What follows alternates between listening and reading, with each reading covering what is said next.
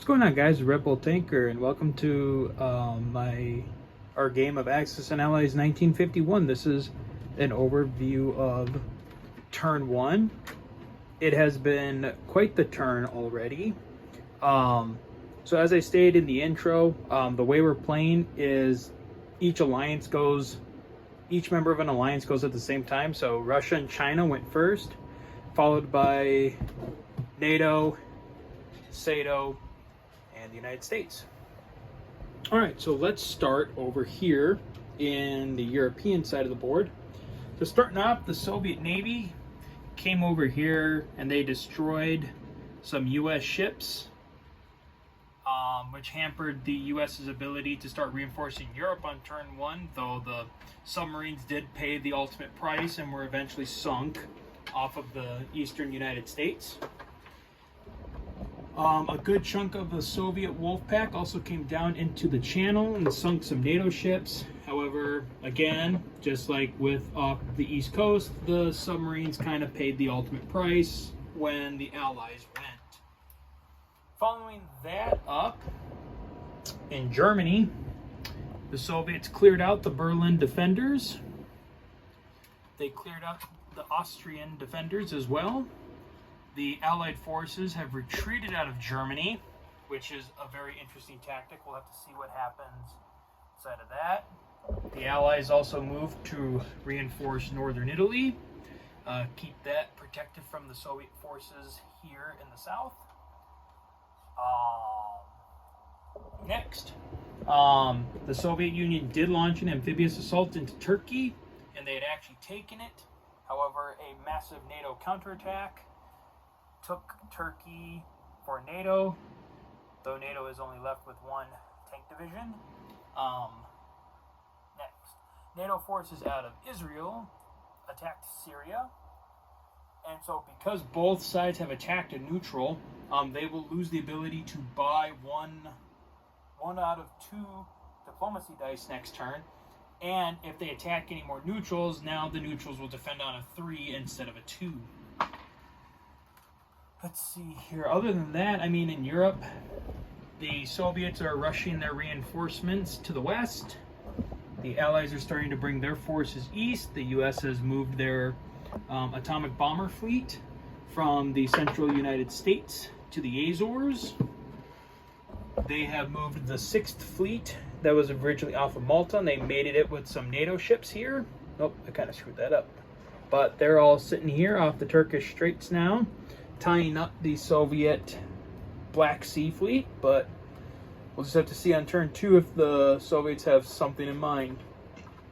All right, over to the South Asia front.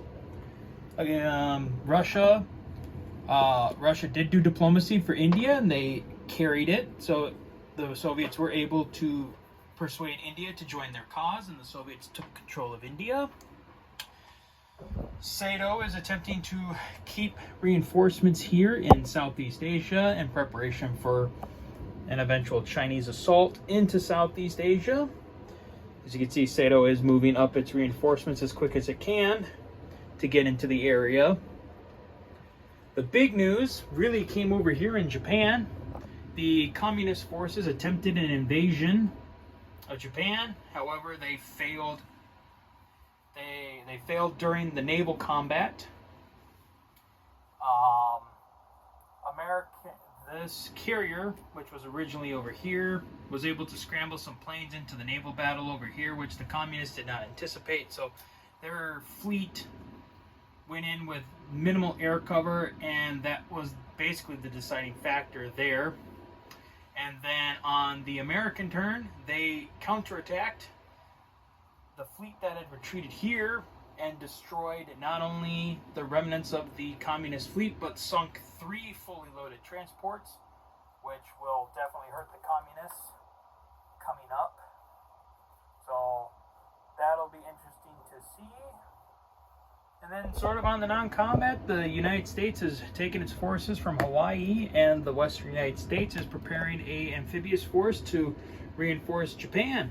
Though the U.S. was able to put a minor factory on Japan, they also put a minor factory in Malaya as well.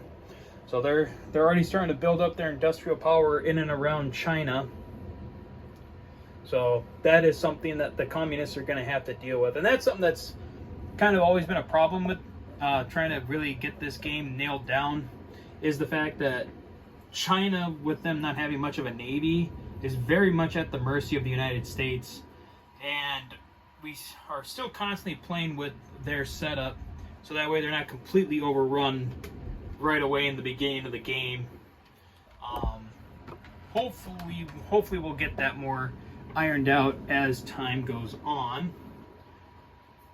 See here, on the technological front, the U.S. and the Soviets were the only ones to make any kind of breakthroughs this game, or this turn. The U.S. Getting M14, unlocking M14 rifles at stage 1, and the Soviets with AK-47s. Those will allow you... I can't remember the rule for it. I think for M14s, EM2 rifles, and AK-47s, they basically allowed the infantry to re-roll any misses. And then that I'll have to double check that, and I can I'll brief that at the beginning of my turn 2 video. And then over here, the Allies are accomplishing a lot of their objectives. The communists have not really, the communists haven't been able to take any of theirs yet, so we'll just kind of have to see how that goes.